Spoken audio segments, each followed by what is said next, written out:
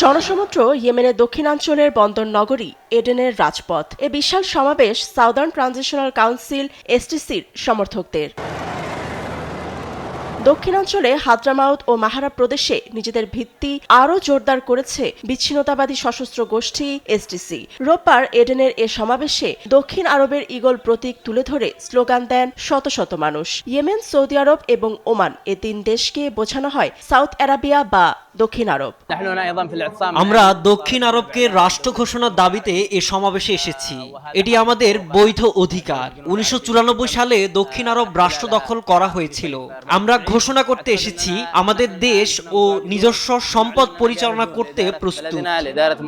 ইয়েমেনের প্রায় অর্ধেক ভূখণ্ড জুড়ে হাদ্রামাউত ও মাহারা প্রদেশ। সম্প্রতি তেল সমৃদ্ধ হাদ্রামাউত প্রদেশ এসটিসির দখলে চলে যায়। রোববার এলাকা থেকে যোদ্ধাদের সরিয়ে নিতে অস্বীকৃতি জানিয়েছে বিচ্ছিন্নতাবাদী গোষ্ঠী। দুই প্রদেশে নিরাপত্তা ও পরিষেবা পরিস্থিতি ইয়েমেনে নিযুক্ত জাতিসংঘের দূত হান্স গ্রুডবার্গকে অবগত করেন এসটিসির প্রধান আলী আল কাথিরি।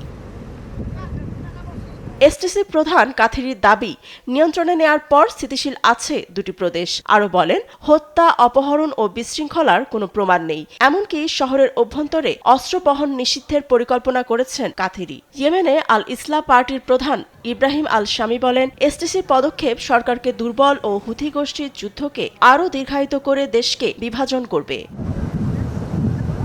এ মাসে নতুন করে সংঘর্ষ শুরুর পর প্রাণ ঝরেছে 30-এর অধিক সেনা সদস্যের। আহত হন প্রায় অর্ধশত। পরিস্থিতি দ্রুত স্বাভাবিক না হলে ভয়াবহ মানবিক ও অর্থনৈতিক সংকটের দিকে ঠেলে দেবে দেশটিকে। ফাতেমা তাসনিম, নিউজ ডেস্ক, দেশ টিভি।